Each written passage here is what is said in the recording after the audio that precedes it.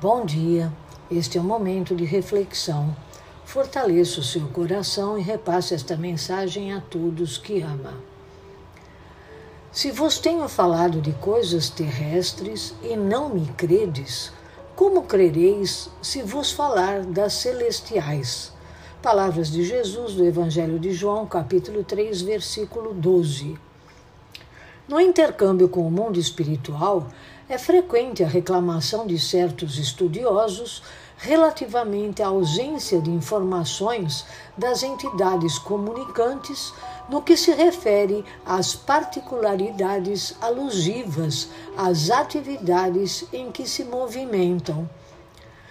Por que não se fazem mais explícitos os desencarnados quanto ao novo gênero de vida a que foram chamados? Como serão suas cidades, suas casas, seus processos de relações comuns? Através de que meios se organizam hierarquicamente? Terão governos nos moldes terrestres? Indagam outros, relativamente às razões pelas quais os cientistas, libertos do plano físico, não voltam aos antigos centros de pesquisas e realizações, vulgarizando métodos de cura para as chamadas moléstias incuráveis ou revelando invenções novas que acelerem o progresso mundial. São esses os argumentos apressados da preguiça humana.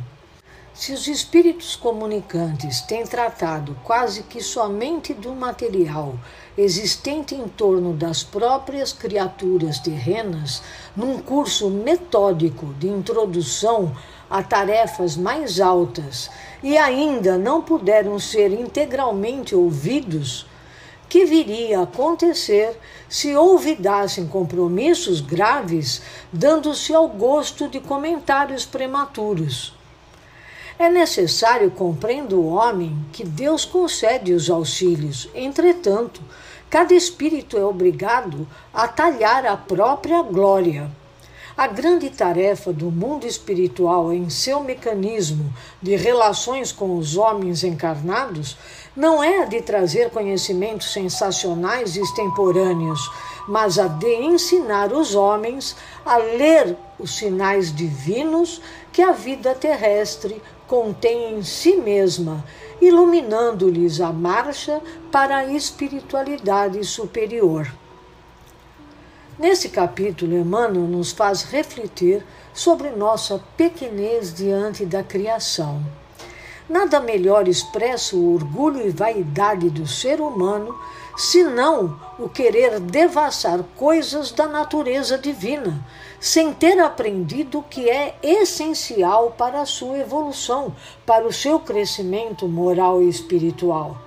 Kardec, na questão 14 do Livro dos Espíritos, que vai além do permitido conhecer, porém necessária para obter resposta satisfatória à incredulidade de alguns, pergunta aos espíritos superiores: Deus é um ser distinto ou seria, segundo a opinião de alguns, o resultante de todas as forças e de todas as inteligências do universo reunidas?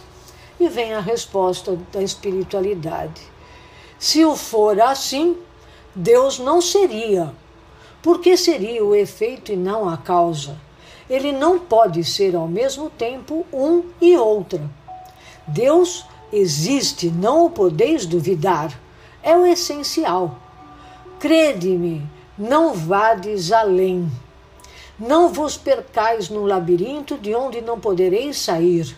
Isso não vos tornaria melhores, mas talvez um pouco mais orgulhosos, porque acreditaríeis saber o que na realidade não saberíeis. Deixai, pois, de lado todos esses sistemas. Tendes muitas coisas que vos tocam mais diretamente, a começar por vós mesmos. Estudai as vossas próprias imperfeições, a fim de vos desembaraçar delas. Isto vos será mais útil do que querer penetrar o que é impenetrável. A sábia resposta dos espíritos superiores a Kardec basta para entendermos que o que nos foi passado até a presente data, as revelações dos céus que nos foram trazidas por Moisés, Jesus e pelo Consolador, a doutrina espírita, são o que por ora nosso grau evolutivo pode suportar. A cada tempo foi entregue ao ser humano o que estava em condições de compreender. O alto vai revelando gradualmente os conhecimentos do mundo espiritual para que consigamos trabalhar isso no plano dos sentimentos. Se tudo nos fosse revelado de uma só vez, certamente cairia em descaso. Não raro, quando a espiritualidade traz algo novo do mundo espiritual, muitos de nós ainda adotamos posturas de desconfiança. Isto porque ainda não estamos preparados o suficiente para acompanhar novas revelações.